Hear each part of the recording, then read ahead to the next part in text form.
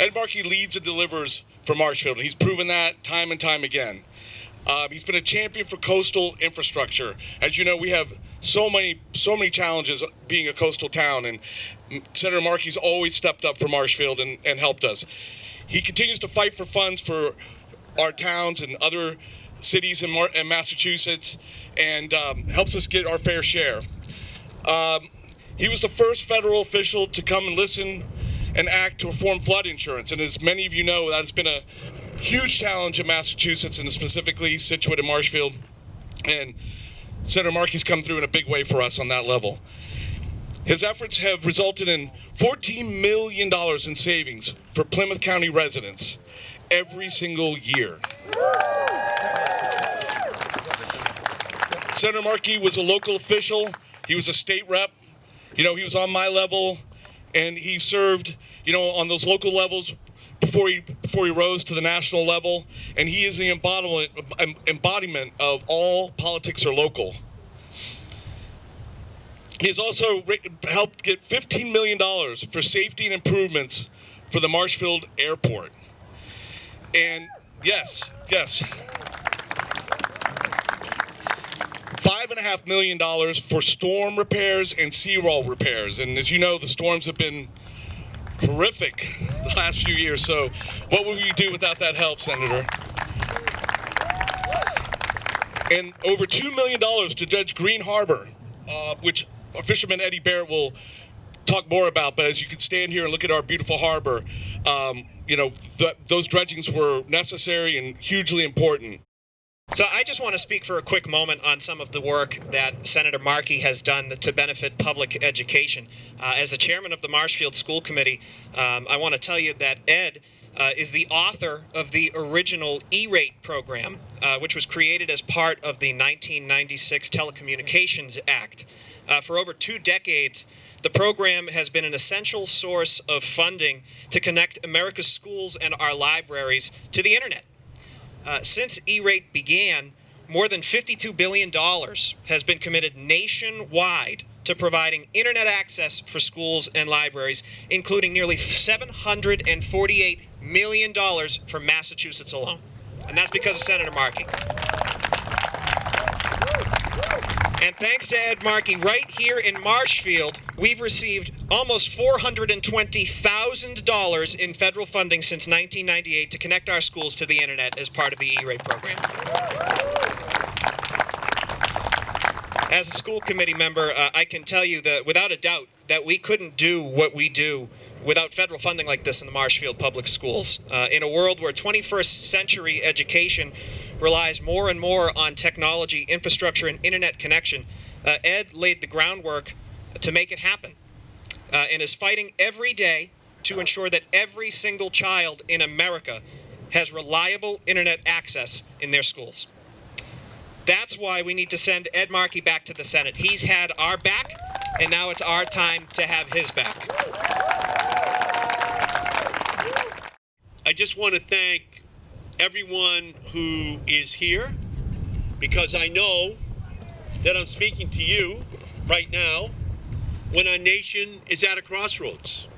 We're challenged by a public health crisis that's identical to the 1918 Spanish flu that my mother lived through. It has flooded our hospitals. It's threatened the health of millions and taken the lives of tens of thousands of our citizens. Our state is facing an unprecedented unemployment rate of 17.4%, the highest in the country and the highest since the Great Depression, which ravaged the Markey family in Lawrence, destroyed the economy. We have the Spanish flu of 1918 and the Great Depression of the 1930s happening simultaneously in our country right now. And our communities are grappling with unrest as we come to terms with centuries of discrimination and work towards a more just world. And at this crossroads, some publicly wonder if our government is capable of meeting these unprecedented challenges. But I'm here to tell you that together We have the ability to create a society that works for every person across our country, a society that listens to the struggles of working people and takes those lessons to work towards justice in our society. We have seen time and time again how South Shore residents have worked together and tackled the tough challenges that face our community. And let me give a few examples. 6 years ago, I came to a meeting down the street to Haddad's restaurant. I was the first federal official in Massachusetts to learn that a change in federal flood insurance legislation threatened the entire Massachusetts economy and the value of virtually all homes of working families on the coastline on the South Shore. Some people here today were at that meeting. Josh Cutler, Tom Reynolds, the police chief, Realtor Liz Carlton, and insurance agency Joe Rossi. They were all there at that summit that I had 6 years ago at Haddad's. Residents of Marshfield and Situate educated me how disastrous these changes would be, and I went to work in your name. I'm proud to note that I had your back, and I was able to fight for changes to the Bigot Waters Act that have saved residents in Plymouth County an estimated $14 million a year with reduced insurance rates, all while making sure the National Flood Insurance Program is both affordable and solvent. I had your back, and I ask that you have my back for the next 17 days in this race. For a second example of residents making a difference in challenging times, look at the resiliency of our fishing community. Eddie Barrett, president of the Massachusetts Fishermen's Partnership, knows this story better than anyone. For hundreds of years, the ocean has been at the heart of Marshfield. As their fathers and mothers before them, these fishermen head out to sea each day, some from this harbor. They work hard. And behind me, these fishermen, they know that when they come back with their daily catch to feed their families or serve our consumers, that they have more work to do in the future. In 2019, the seafood industry accounted for over $605 million in commercial seafood landings, not to mention the value of recreational fishing. And my friend, Larry Cartman, who is here, loves to remind folks that the seafood industry has a multiplier effect where every $1 of commercial seafood landed can create over $4 of economic activity in a community. But like it has for so many COVID-19 people, it has presented the Marshfield fishing community and those who rely upon it with unique and difficult challenges. With restaurants at reduced capacity and foreign markets substantially closed, the fishing industry has lost significant revenues and access to consumers. And despite this lack of income, our fishermen still must pay the mortgage, put food on the table at the end of the day, and find a way to cover their boat costs and search for ways to make ends meet.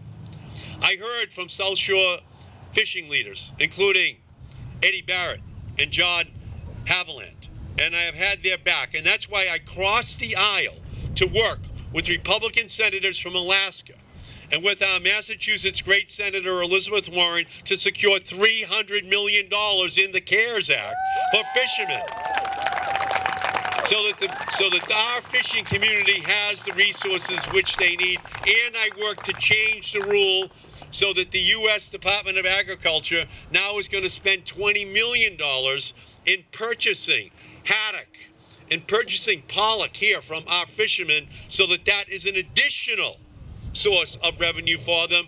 And Elizabeth and I are working on the floor of the Senate right now to get $500 million additional dollars for our fishermen so that they make it through this crisis. So from my perspective, we are at an historic crossroads.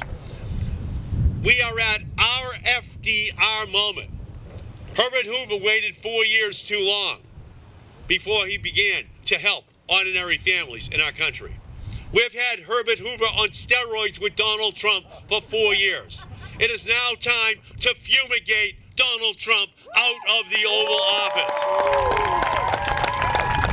It is now time for us to have, in 2021, our own FDR moment, where we have a Green New Deal, environmental justice, where we have Medicare for all, healthcare justice, where we tax the rich so we can have the programs for ordinary families in our country, so we can have educational justice, we can have economic justice, we can have criminal justice for every single person in our country.